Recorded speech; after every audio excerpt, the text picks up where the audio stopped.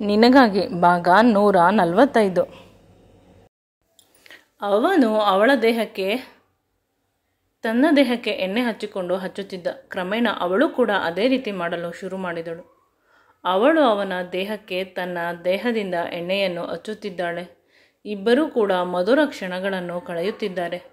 ಇಬ್ಬರ ಮೈ ಈಗ ಸಂಪೂರ್ಣವಾಗಿ ಎಣ್ಣೆ ಆಗಿದೆ. ಮೊದಲು ಕೇವಲ ಅವಳ ಮೈ ಮಾತ್ರ ಎಣ್ಣೆ ಆಗಿತ್ತು. ಇದರಿಂದ ಅಷ್ಟು ಸಮಸ್ಯೆ ಇರಲಿಲ್ಲ. ಈಗ ಇವನ ಮೈ ಕೂಡ ಎಣ್ಣೆ ಆಗಿದ್ದರಿಂದ ಇಬ್ಬರು ಕೆಳಗೆ ಜಾರಿ ಬಿದ್ದರು. ಆದರೆ ಅವನು ಆ ಸಂದರ್ಭದಲ್ಲಿ ಅವಳಿಗೆ ನೋವಾಗದಂತೆ ಹಿಡಿದುಕೊಂಡ. ತುಂಬ ಸಮಯ ಇಬ್ಬರು ಮೇಲೆ ಹೇಳಲು ಪ್ರಯತ್ನ ಮಾಡುತ್ತಿದ್ದಾರೆ, ಆದರೆ ಆಗುತ್ತಿಲ್ಲ. ಅವನ ಕೈಯನ್ನು ಇವಳ ಕೈಯನ್ನು ಅವನು ಪರಸ್ಪರ ಹಿಡಿದುಕೊಂಡರೂ ಕೂಡ ಜಾರಿ ಬೀಳುತ್ತಿದ್ದಾರೆ. ಅವನಂತೂ 2 ಸಾರಿ ಜಾರಿ ಬಿದ್ದ. ಅವನಿಗೆ ಭಯವಾಗುತ್ತದೆ, ಎಲ್ಲಿ ಅವಳು ಜಾರಿ ಬೀಳುತ್ತಾಳೆ, ಸಮಸ್ಯೆ ಆಗುತ್ತದೆ ಅಂತ. ಅವಳು ತುಂಬ ಶಾಂತವಾಗಿರುವ ಜೊತೆಗೆ ತುಂಬ ಪ್ರೀತಿಯಿಂದ ಇದ್ದಳು. ಅವಳಿಗೆ ಇದೆಲ್ಲ ಒಂದು ರೀತಿ ಹಿತವಾಗಿದೆ. ಅವನಿಗೆ ಟೆನ್ಷನ್ ಆಗುತ್ತಿದೆ ಅಂತ, ಆದರೆ ಅವಳು ನೆಮ್ಮದಿಯಾಗಿದ್ದಾಳೆ. ನನ್ನ ಪ್ರೀತಿಯ ಗಂಡ ಪ್ರಜ್ವಲ್ ಎಲ್ಲವನ್ನೂ ಸರಿ ಮಾಡುತ್ತಾನೆ ಅಂತ. ಅವನು ತುಂಬ ಟೆನ್ಷನ್ನಿಂದ ಇದ್ದು ಅವಳ ಮುಖವನ್ನು ನೋಡುತ್ತಾನೆ. ಆಗ ಅವಳು ಏನು ಸಮಸ್ಯೆ, ಎಲ್ಲ ಸರಿ ಹೋಗುತ್ತದೆ ಅಂತ ಟ್ಯಾಪ್ ಕಡೆ ಮುಖ ಮಾಡಿ ತೋರಿಸುತ್ತಾಳೆ. ಅಲ್ಲಿಗೆ ಹೋಗಿ ಸೋಪನ್ನು ಹಚ್ಚಿಕೊಳ್ಳಿ, ನೀವು ಸ್ನಾನ ಮಾಡಿ ಆನಂತರ ನನ್ನನ್ನು ಕರೆದುಕೊಂಡು ಹೋಗಿ ಅಂತ. ಅವನು ನಿಧಾನವಾಗಿ ತೆಗೆದುಕೊಂಡು ಅಲ್ಲಿ ಹೋಗುತ್ತಾನೆ. ನಡೆದುಕೊಂಡು ಹೋಗಲು ಆಗುವುದಿಲ್ಲ, ಪಾದ ಪೂರ್ತಿ ಎಣ್ಣೆ ಆಗಿಬಿಟ್ಟಿದೆ. ಅವಳು ಹೇಗೆ ಹೇಳಿದಳೋ ಅದೇ ರೀತಿ ಮಾಡುತ್ತಾನೆ. ಸಂಪೂರ್ಣವಾಗಿ ಅವಳ ಎದುರಿಗೆ ಸ್ನಾನ ಮಾಡಿದಾಗ ಇವಳಿಗೆ ಅವನನ್ನು ಹೋಗಿ ಗಟ್ಟಿಯಾಗಿ ತಬ್ಬಿಕೊಳ್ಳಬೇಕು ಅಂತ ಅನಿಸುತ್ತದೆ. ಆದರೆ ಆ ಪರಿಸ್ಥಿತಿ ಸರಿ ಇರುವುದಿಲ್ಲ. ನಿಜವಾಗಲೂ ಅವನ ಮೇಲೆ ಪ್ರೀತಿ ಶುರುವಾಗುತ್ತಿದೆ.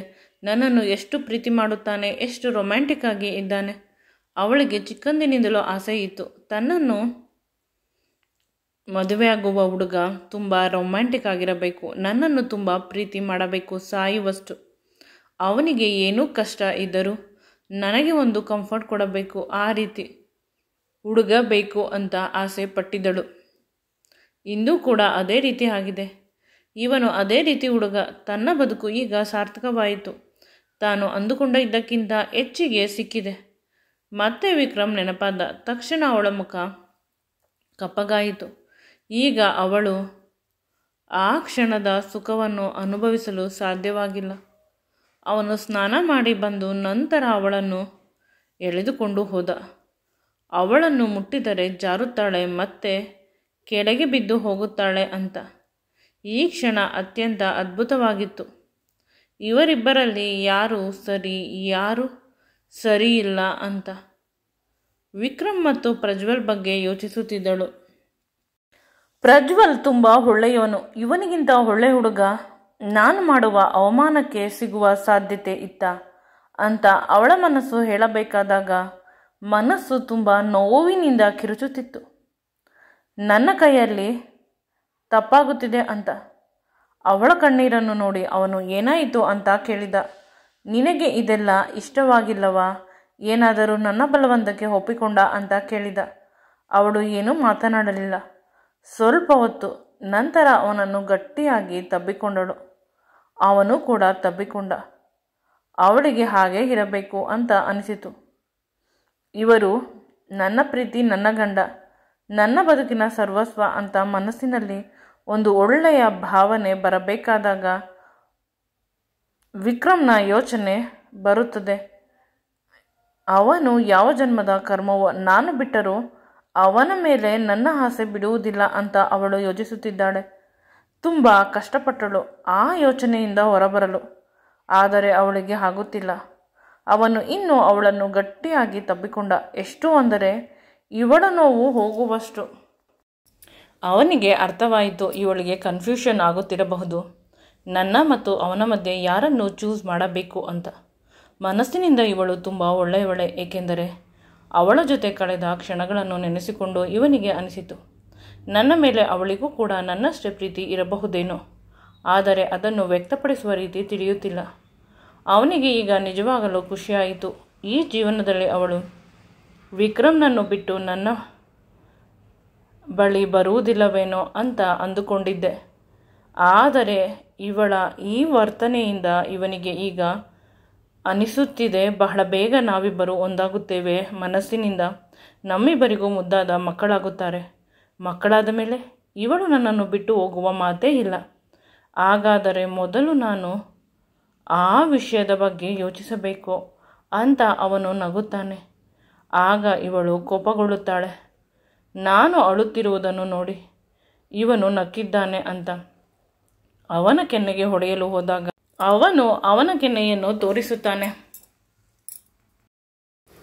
ಆಗ ಅವಳಿಗೆ ನಗು ಬಂತು. ಅವನನ್ನು ಹೊಡೆಯುವ ಮನಸ್ಸಾಗದೆ ಅವನನ್ನು ತಬ್ಬಿಕೊಳ್ಳುತ್ತಾಳೆ.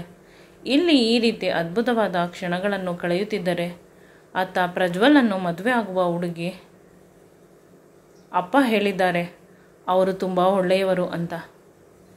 ಅವನ ಬಗ್ಗೆ ಕನಸನ್ನು ಕಾಣುತ್ತಿದ್ದಾಳೆ. ಆ ಕನಸನ್ನು ಪ್ರಜ್ವಲ್ನ ಅಕ್ಕ ದೊಡ್ಡದು ಮಾಡುತ್ತಿದ್ದಾಳೆ. ಏಕೆಂದರೆ ಕೋಟಿಗಟ್ಟಲೆ ಆಸ್ತಿ ಇದೆ. ನಮಗಿಂತ ಡಬಲ್ ಶ್ರೀಮಂತರು. ಇಡೀ ಊರಲ್ಲಿ ನಾವು ಕೊಂಡುಕೊಳ್ಳುವಷ್ಟು ದುಡ್ಡು ನಮ್ಮ ಹತ್ತಿರ ಇದ್ದರೂ ನಮಗಿಂತ ಇವರು ಶ್ರೀಮಂತರು. ಇವಳು ನಮ್ಮ ಮನೆಯ ಸೊಸೆಯಾಗಿ ಬಂದರೆ ನಮ್ಮ ಮನೆ ಬೆಳಗುತ್ತದೆ, ನಮಗೂ ಸಹಾಯ ಮಾಡುತ್ತಾಳೆ. ಪ್ರಜ್ವಲ್ನ ಮನೆಯವರಿಗೆ ಕೇವಲ ದುಡ್ಡನ್ನು ಬಿಟ್ಟು ಇನ್ನೇನೂ ಕಾಣುವುದಿಲ್ಲ. ಏಕೆಂದರೆ ಮೊದಲು ಅವರು ಮಿಡ್ಲ್ ಕ್ಲಾಸ್ ಫ್ಯಾಮಿಲಿಯಿಂದ ಬಂದಿದ್ದು. ಜಮೀನು, ಆಸ್ತಿ ಪಾಸ್ತಿ ಇವರ ತಾತನಿಗೆ ಜಾಸ್ತಿ ಜಮೀನು ಇದ್ದರೂ ಕೂಡ ಆಗಿನ ಕಾಲದಲ್ಲಿ ವ್ಯವಹಾರಗಳು ತೀರಾ ಕಡಿಮೆ. ದುಡ್ಡು ಬಂದರೂ ಕೂಡ ಊರಿನ ಜನಕ್ಕೆ ಮದುವೆ, ಮುಂಜಿ, ಊಟ, ಬಟ್ಟೆಗೆ ಕೊಟ್ಟು ಬಿಡುತ್ತಿದ್ದರು. ತುಂಬ ಒಳ್ಳೆಯವರು ಅವರ ತಾತ. ಪ್ರಜ್ವಲ್ ರೀತಿ ಅವಳು ಅಲ್ಲಿ ಎಲ್ಲರಿಗೂ ಕೂಡ ಹೇಳಿದಳು, ತುಂಬ ಒಳ್ಳೆಯವರು ಪ್ರಜ್ವಲ್. ರಾತ್ರಿ ಪೂರ್ತಿ ನನ್ನ ಅಪ್ಪನನ್ನು ನೋಡಿಕೊಂಡರು. ನನ್ನ ಅಪ್ಪನಿಗೆ ಒಬ್ಬ ಮಗ ಬೇಕಿತ್ತು. ಮಗ ಸಿಕ್ಕಿದ್ದಾರೆ. ಅದು ಡಾಕ್ಟರ್ ಅಳಿಯ.